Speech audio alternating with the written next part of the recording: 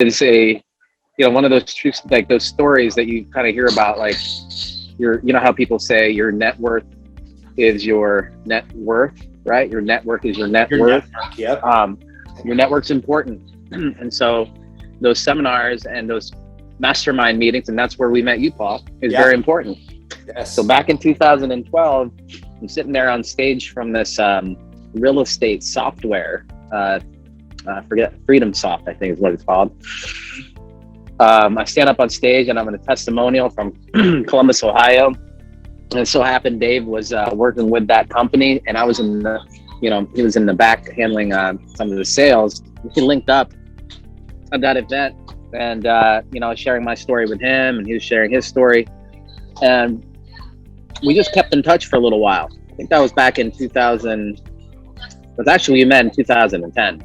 We kept in touch. He wrote me a handwritten letter, Paul. So Dave's it's old school, right? And those handwritten letters still work today when we're trying to connect with some people in our network. You got to take care of your network and relationships. We can talk about that more in this conversation, but we met finally again in 2012, and I was showing him numbers of what was going on in Columbus, Ohio real estate.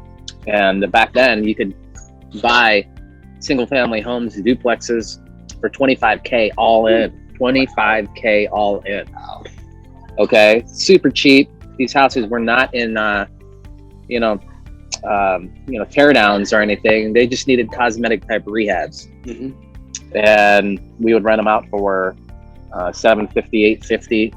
And so I was telling him about these good deals, and he was also in looking out for his next opportunity as far as a cash flow standpoint.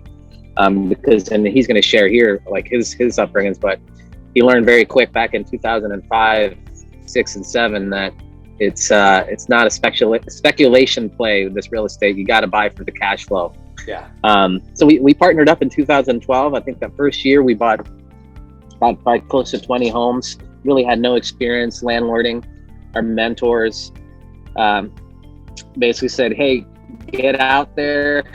Shake the money tree. Here's some guidance. Here's some money, and let's go get rich. And I remember at times we were sitting there at that cold ass kitchen table trying to figure out how to get more leads through the pipeline, but also how the hell do we talk to these tenants? How are we going to set up this rent to own? So we kind of had to figure it out a little bit. We did get some guidance from some really good mentors who we still do business with today. And that's how we got our feet wet in the rental property business.